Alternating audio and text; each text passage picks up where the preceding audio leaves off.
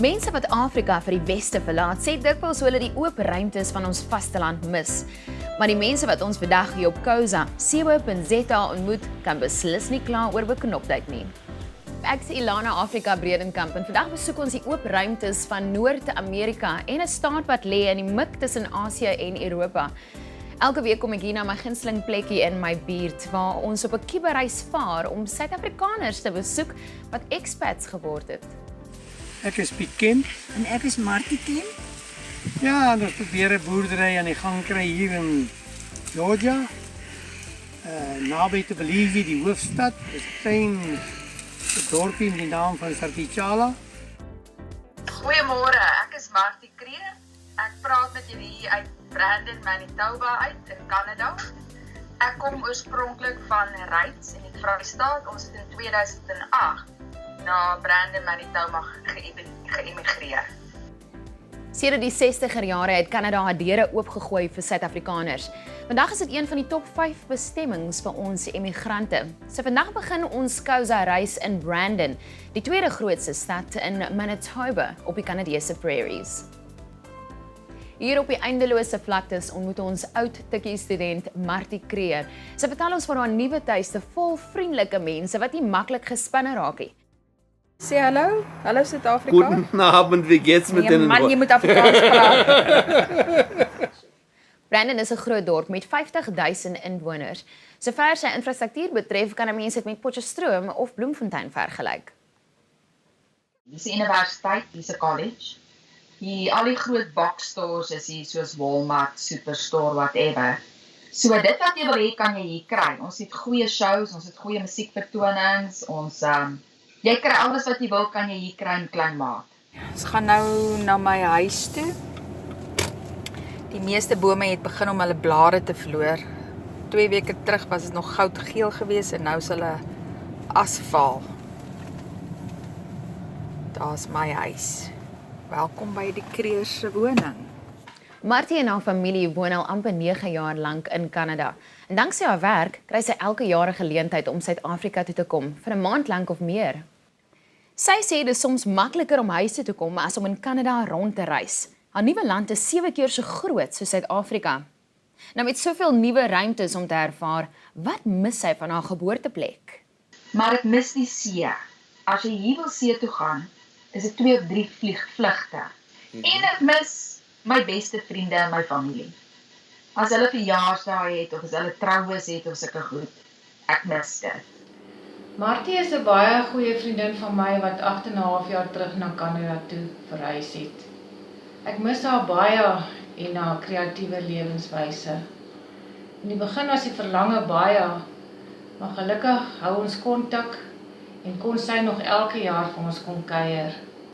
Ek glo ons gaan vir altyd vriende bly. Ek mis nie die crime nie. Ek mis glad nie die judgmentality van alle Suid-Afrikaners nie. Ek dink dis die ding wat ek die dankbaarste oor is. Toe ek hier aangeland het, was ek een van daai mense wat net so judgmental was. En nie het ek geleer is nie nodig nie. As ons almal mekaar aanvaar, as ons almal mekaar verstaan, is die lewe net soveel makliker en soveel lekkerder. Al net na die breek, Martie vertel hoe sy Suid-Afrikaanse boere help om Kanada toe te trek en ook die belangrike lewenslesse wat ons emigrante daai kant leer. Later hier op Khoza reis ons na Georgia wat lê op die kruispunt tussen Oos-Europa en Wes-Asië.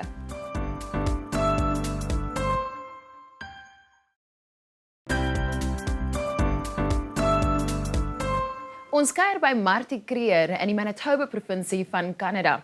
Sy woon al 9 jaar daar en werk as 'n immigrasiekonsultant. En elke jaar kom sy doelbewus Suid-Afrika toe om boere te help immigreer. So, we just finished our interview with ACC, the college, and Lois. This is Lois People. Hi. Lois is my partner in Kruger Henderson Immigration Services, and we are back on our way to our office. So we'll talk to you. Wanneer ek met immigrante begin werk in Suid-Afrika, sê ek vir hulle altyd, hulle moet baie mooi wees. Die eerste 2 na 5 jaar kan baie moeilik wees. Dan glo hulle jou nie, want hulle dink niks kan slegter wees as die sleg in Suid-Afrika nie. Hierna so 9 maande, 11 maande gaan jy in 'n bietjie van 'n rouproses in. dan begin jy hartseer te raak oor familie, verjaarsdae. Daar gaan iemand dood, iemand word siek of so iets, en jy kan miskien nie daar wees, en jy kan nie 'n vlug kry en jou paspoort het verval, enige rede. Dan begin jy die rouproses te gaan. As jy eers deur daai proses is, wat jy al daai goed uitgesort het, en jy is deur die proses van, nou verstaan ek hoekom doen hulle goed soos hulle doen, dan begin die lewe vir jou lekker te raak hier. Ek en Pieter is op pad om ontbyt te gaan eet vanoggend. Dit is nou 9:15 donderdagoggend. Nou neem ek sommer hier vir julle die winkels en goed af waar ons gewoonlik shop. Ek is nou op pad na Dollarama toe. Ek wil net gou 'n USB charger koop vir my foon. Maar ek dink Dollarama is nog toe. Die meeste winkels maak ook eers 9:30 oop. Maar hulle sluit eers 9:00 in die aand. So kom die lewe later begin. Die lewe begin later want almal staan op. Kry eers al hulle dingetjies by die huis reg. En dan begin hulle dag. Moeilik. Aanpassing is altyd moeilik. Mens soek altyd jou vriende. Ek werk baie lekker. Ek bly vreeslik lekker in Kanada. Swaar kry. Die winters is miskien so 'n bietjie koud, maar jy is so ingerig hier, dat is regtig nie 'n probleem vir my nie. Ja, daar's nie vreeslik baie ding om te oorkla oor in Kanada nie. Ja, dink ek stem saam met hom. As jy bereid is om dit te maak werk, kan jy dit maak werk in enige land. Aanpassing in 'n vreemde land is nou nie vir almal nie. Martie sê daar is iets onverwags waarmee sy wel gesukkel het. Die Kanadese sukkel om ons aksent te verstaan. Ons is nou al 9 jaar hier en ek het regtig uit my pad uit gegaan om te probeer om hulle aksent te leer, maar ek is so oud ook al, ek wil ook nie regtig dit doen nie. Maar jy moet. As jy wil hê hulle moet jou verstaan, moet jy jou aksent verander. Daar's Suid-Afrikaners wat dit by moet doen. Ek sal maar nou nie die naam sê wat ek gewoonlik vir hulle sê nie, maar daar's van hulle wat even Afrikaans praat in die Kanadese geselskap.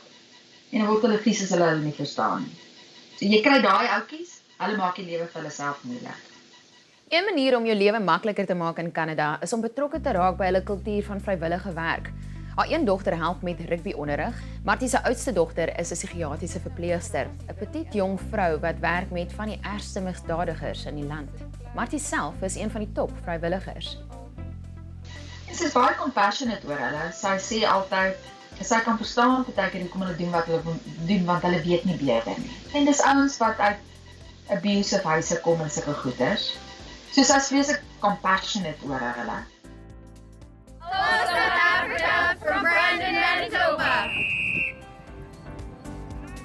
Ons is baie betrokke by gemeenskapswerk. Ons hou daarvan om te volunteer.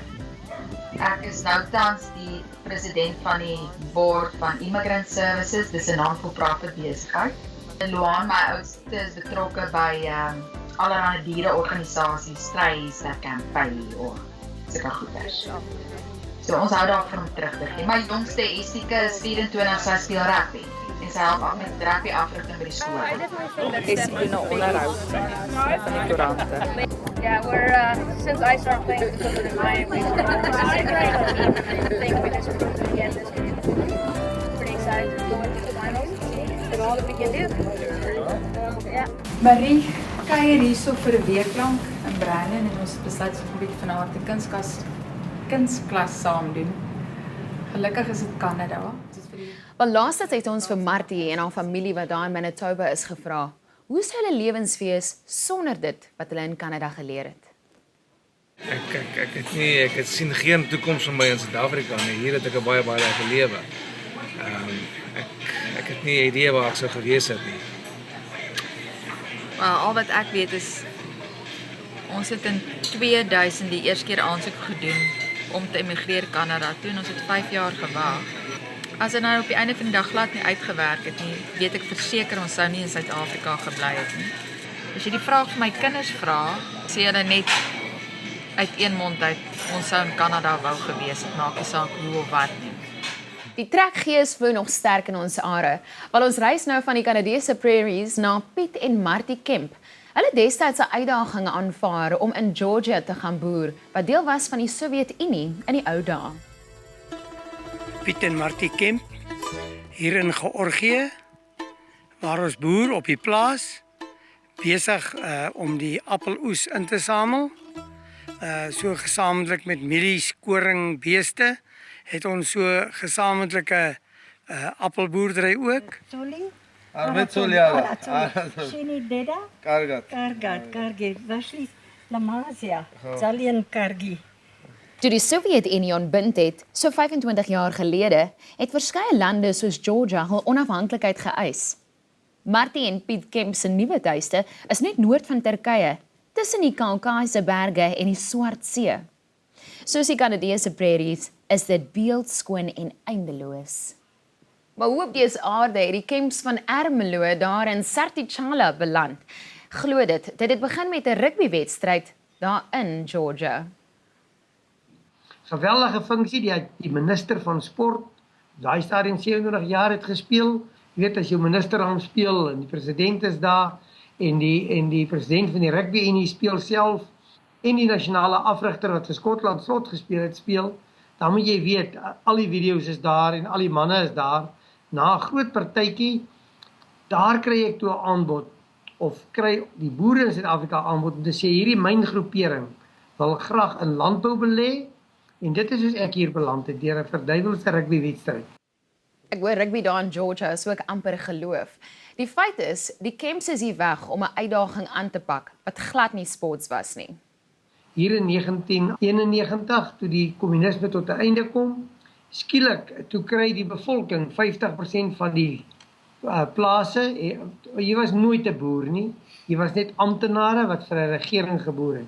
Niemand het iets besit mos in 'n kommunistiese staat nie. En ongelukkig, net soos die grondhuis in Suid-Afrika het dit ook hier gebeur. Toe hierdie mense die grond kry, toe die eerste jaar nou kom, toe besef hulle maar die pompe moet loop, maar daar is nie gereël vir elektrisiteit nie, niemand het dit betaal nie. So die manne het maar so droë land probeer en dit in 'n semi-woestyn gebied. In die tweede jaar, toe gaan dit baie lelik. Toe begin die manne, net soos in Suid-Afrika, die pompe stukkend slaan, die koper verkoop. Maar terwyl hy wou perd opsaal, wat het sy egnoot Martie van die hele saak gemaak? Nee, weet jy, dit was my baie groot skok geweest want hy het gaan toer en teruggekom en gesê ek gaan Georgia toe. Ek sê ek gaan nie saam, jy kan maar gaan. En so het ek 6 maande agtergebly op die plaas alleenig. My kleinseun is later terug weer Pretoria toe na sy ma toe en ek moes toe nou ook nog skielik 'n oogoperasie ondergaan wat my koms nog langer uitgestel het. Maar op die einde, aanvanklik het Pieter gesê ons kan maar pendel, maar dit sal ook mos nou nie werk nie. Jy nou hier en ek daar kan dit sal nie werk nie. O ja, en hier was te mooi vroutjies gewees ook, jy weet. So het ek gekom in September van 2011. Sak en pak is hulle van Ermelo af, Georgia toe. 'n Plek waar hulle nie 'n enkele woord van die Georgian taal kon praat of verstaan nie. En die taal word in 'n vreemde alfabet ook nog geskryf. Is dit baie groot probleem? Ek het die eerste half 2 jaar het ek 'n voltydse vertaler by my gehad. Toe sy sleepel momentan net ek sê kartoffelie. Ja, matloba. Deesdae is die antieke taal van Georgia nie so vreemd op die oor vir die Kemps nie, maar hulle sukkel wel met die kommunikasie op die paaie. Dit gaan rof op die paaie, maar soos jy gewoond raak daaraan, kom jy ook agter dat ons as Suid-Afrikaner baie hoe kan jy dit nou uitdruk? Aggressief is en ook op die pad. Jy laat nie 'n ander ou voor jou inkom nie. Hier ry die ou net van 'n skynspad af voor jou en al kom jy aan. Baie minder noodlottige ongelukke hier op die paaie as in Suid-Afrika, maar baie meer karre sonder voor en agter buffers. Martie en haar suster, wat daai uit Amerika uit vir ons kom kuier het, in ons eerste appelboortjie, wat nou die 3de jaar ingaan. Ons het verjaar daarom so by die 30 ton, 35 ton appels reeds gepluk. Hoopelik sal ons volgende jaar by die 50 ton uitkom. Dit is nou maar hulle tweede. Piet sê hy het sy besoeke aan Suid-Afrika 'n bietjie afgeskaal. Maar vir Martie is dit 'n hele ander storie. Ja, ek is 'n ou wat as ek hier is ek hier, ek het werk. Ek was een keer in 5 jaar daar, my ou liewe vroutjie. Sy gaan maar so Ek gaan elke jaar. elke jaar. Ja, sy gaan elke jaar, dan bly sy sommer 2 maande tot 3 maande daar. Jong, dit is nogal partymal swaar. Ek moet jou eerlik sê, ek draai nou nie doekies om. Party mense sal sê niks is vir hulle swaar nie. Dit is goed. Dit is lekker, is wonderlik hier en al jou man is hier en jou huis is hier, maar jy daai oomblik wat jy moet gaan, dan loop die trane, maar ek het byvoorbeeld baie vriendinne op Ermelo ook, jy weet, en aan wie ek baie geheg is. En ek het nou weer, toe ek nou daar moes daai dag oppak, het ek gehuil of ek betaal word, jy weet. Ek mis my ouers Martie en Piet Kemp in Georgië vreeslik baie. Dit is soms werklik swaar om hulle nie naby ons te hê nie. Dat mens kry ons maar die oomblikke wat jy graag net vinnig die telefoon wil optel en die ouers bel en dit werk nie altyd so nie. Ons is bevoorreg met die tegnologie van vandag dat Skype en WhatsApp calls en e-posse nog steeds kan werk, maar dis maar nie dieselfde as om 'n ou drukkie te kry nie. Maar dan as mens nou weer hier is en jy die kontak daar in die Skype en die internet en die WhatsApp, dan word dit weer makliker, jy weet. Dit is moeilik. Ek mis my taal, my moedertaal. Ek is 'n redelike humor ou. Daar's grappe wat jy net in Afrikaans kan maak deur iemand wat iets gesê het. Dit mis ek seker die meeste. Juffrou gee vir Jannie 2 appels en sê, miskien hierdie grappie vir hierdie show nie. Nee, definitief nie. Wel, net na die breek, Martie vertel ons hoe sy haar opleiding as onderwyseres gebruik om mense lag te help.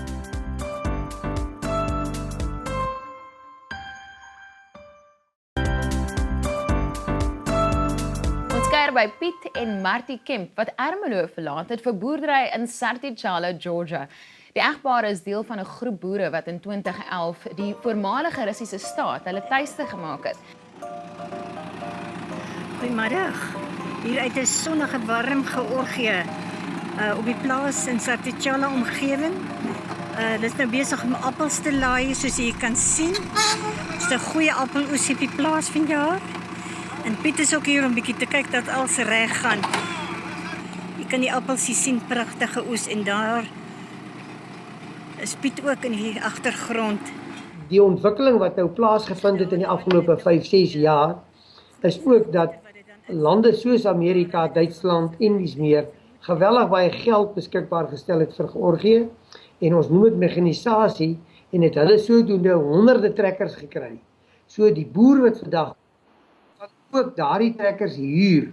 So hierdie mense huur teen 'n baie lae tarief, ons betaal dieselfde tarief, maar uiteraard hoe groter die lande is, werk dit bietjie duurder uit.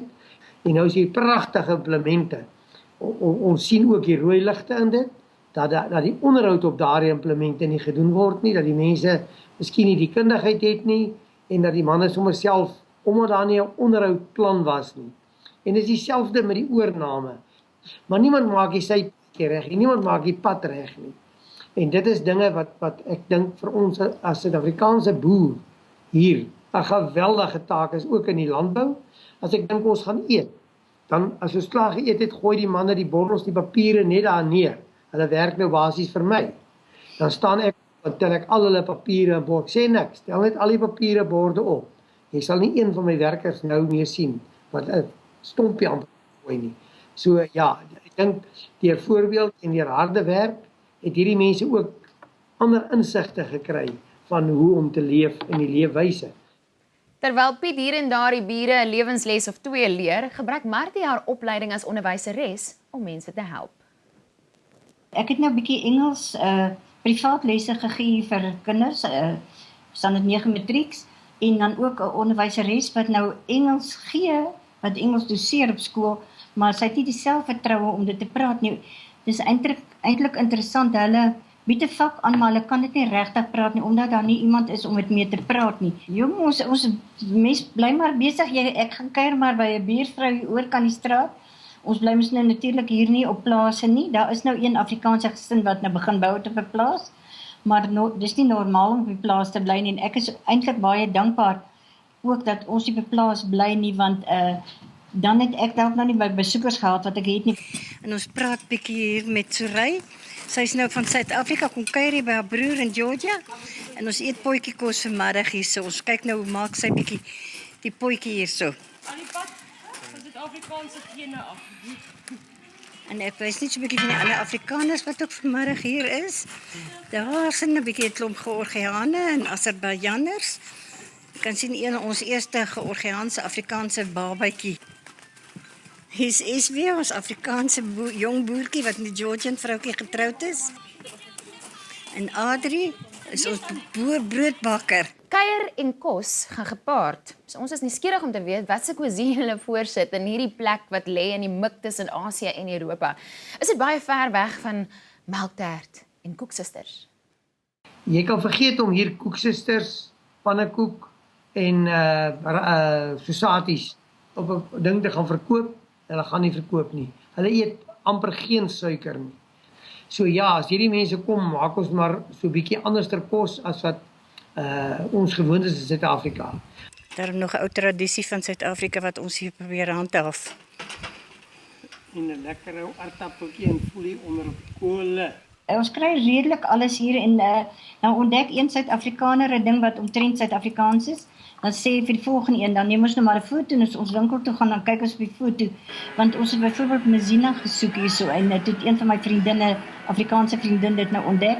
En jy kan nou nie altyd natuurlik daai skrif ontsyfer nie. So dan gewoonlik van die Suid-Afrikaners wat oorkom, almal vra gewoonlik wat kan hulle bring? Nou dan sit rooibos tee of Marmite of 'n daai pot ysmin persalf wat ons vir die pyne gebruik. Jy weet. My vrou nie ek nie. Daardie kombinasie van panado, rooibos en Mrs. Ball's chutney sê daarom baie van ons mense. Maar dit is seker immer so mense die vreemde land jou eie maak.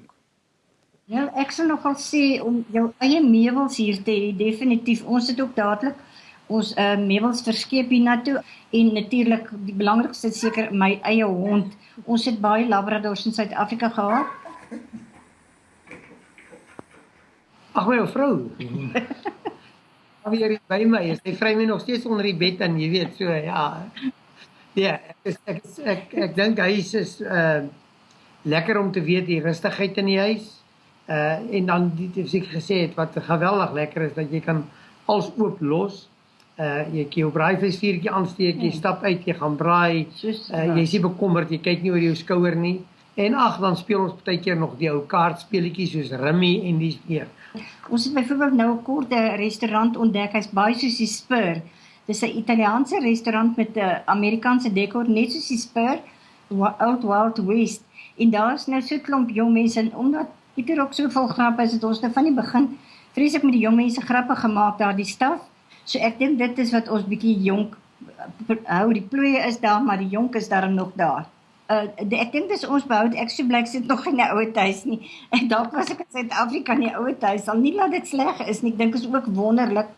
En dit was vir my die beste deel van die Kemp se storie. Die feit dat hulle die ouer huis kon verruil vir 'n avontuur om hulle nuwe tuisland weer op te bou. 'n Ankorloopbaan met styl. Die jare stap nou aan, ek is jaar 72. So ja, 'n mens moet maar mooi kyk vorentoe. Daar's 'n paar dinge wat ek graag hier nog wil bereik vir die Georgiaan, nie vir myself nie. Vir die Georgiaanse boerderye. Ek hoop regtig ons kan dit gevestig kry dat hierdie mense werklik selfproduserend vir hulle eie voedsel kan raak. En hiermee is ons program vir van dese week amper tot 'n einde. Maar voor ons loop, ons program groei vinnig. Kouza is ons tuiste aan mense, nie net hier nie, maar ook op die net. Ons is soos 'n familie wat wêreldwyd uitbrei. So elke week voor ons eindig, wys ons julle 'n video postkaart van iemand in die Kouza netwerk wat al voorheen hulle storie vertel het. Na 'n besoek aan Turkye is ek terug, baie geïnspireerd deur al die klere en die geure. Die straattonele, al die kos, die matte, die katte, alles wat ek gesien het was pragtig. Daar is 'n groot klomp foto's en video's op my rekenaar, baie inspirasie, baie nuwe dinge. Dit was 'n ontdekkingsreis. Hier op Kouza is die wêreld ons tuiste. So skryf gerus vir ons. Admin by visioninafrica.co.za. Vertel ons van julle mense wat landuit is. Soek ons gerus op ons webwerf, dis viatv.co.za. En soek ons op Facebook. Dit is Koza of via TV. Dis Facebook, Twitter, Instagram en YouTube met die uitsteken Koza Via. Maar van my, Elana Afrika Bredenkamp, tot 'n volgende keer waar ons Suid-Afrikaners opspoor wat neskrop in die vreemde lande.